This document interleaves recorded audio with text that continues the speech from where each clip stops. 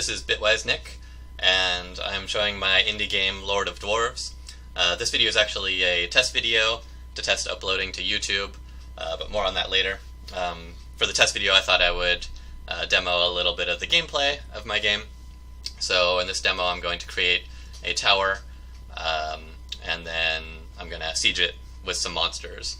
And so to create the tower I'm going to specify what type of material I want, and then you can use the mouse to choose how tall you want and just click and drag to select an area that you want to build. This will all be fulfilled by your dwarves. The dwarves will take whatever material, in this case granite, that you specified, and they'll grab it and build all the tasks that you told them to build. So there they are, gathering the granite, and they're going to move in on the tower. Right now they're walking through scaffolding. The scaffolding they'll use later to access areas that they normally can't reach.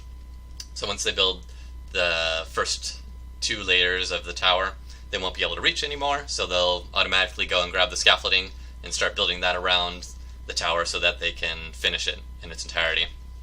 And then I'll time-lapse the rest of this building so that you can see all that process. So the reason for this test video is that I'm building Lord of Dwarves using only open source software. So I'm building it on Linux, and even the video editing that I'm doing is using open source software. So I've never used it before, and it takes some manipulation to get it working right. So I want to test the whole process and test uploading it to YouTube to make sure it works okay. And I think everything's going pretty well. I'll have to see how it looks when it gets on YouTube, but I'm pretty confident that it's going to go well now. So I'm putting the finishing touches on the tower now, the ramparts, and a time-lapse to it being done. And you can see I've also equipped my dwarves with some arms and armor. So I have these 4 archers and 4 melee guys here.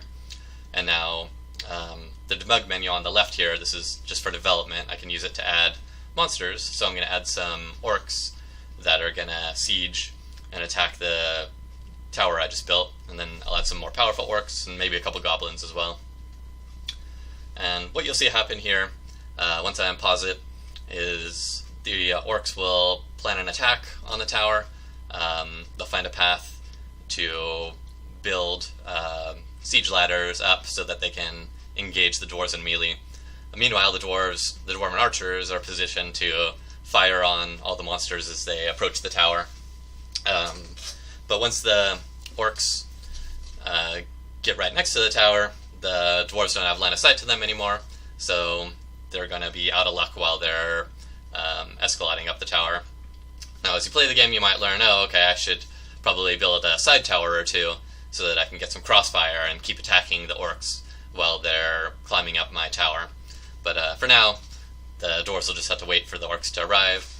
And once they do, they'll engage in a sort of chaotic melee. So I'll just let them battle it out while I talk about Lord of Dwarves in general. So Lord of Dwarves started out as a hobby project for me. I've always kind of programmed video games as a hobby, just never really intending to do anything with it. But Lord of Dwarves in particular became something that I enjoyed working on very much, to the exclusion of even playing video games. I just wanted to work on my game.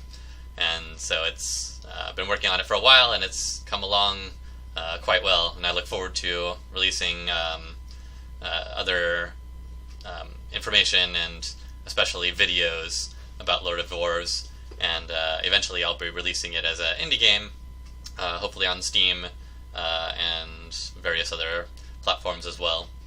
So, like I said before, you can find more information about it on lordofdwarves.com. It's DWARVES. And I hope you come back and find out more. Those good dwarves, after they kill everyone, they go right back to work